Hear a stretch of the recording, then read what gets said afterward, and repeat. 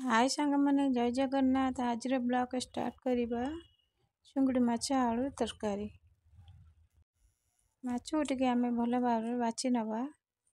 बाछिकी धोई नवा। धोई नहीं सारा पर हल्दी लुण ताको गोलई नवा।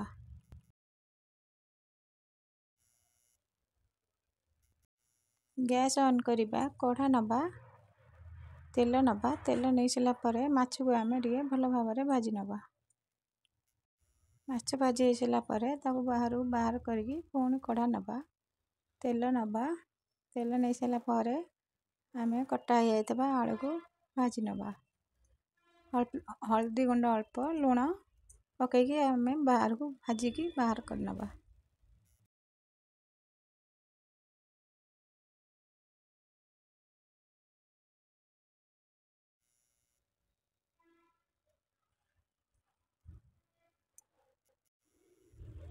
बाहर कर नहीं सारा पर कढ़ा बसैबा।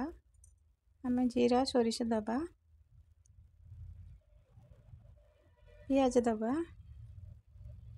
पियाज देगी किसी समय तक भाजी नवा। अदा रसुण जीरा पेस्ट ताकू नवा। हल्दी गुंड लुण धनिया पाउडर मिर्ची ताकू पकेबा। ताकू कषि नवा। टमाटर दबा।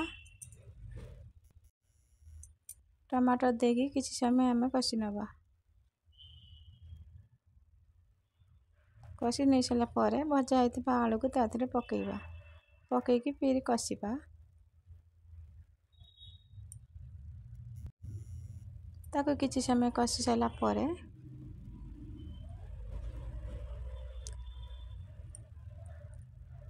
आमर भजा हो चिंगुड़ी दबा। ताको किसी समय कषिला पर आम अलग जगार पानी गरम कर रखिथिबा।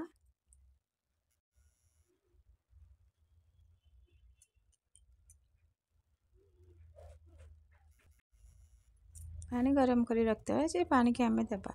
मुझे दिएनि ठंडा पानी के तकार दिएनि। मोर सब बेले गरम पानी ही तकार दिए। ठंडा पानी देले तकाटा पानी फटाए भल हुए। कलर भी भल आसेनी। से मुझे सब बेले गरम पानी करके अलग जगार गरम पानी कर सब रखनी।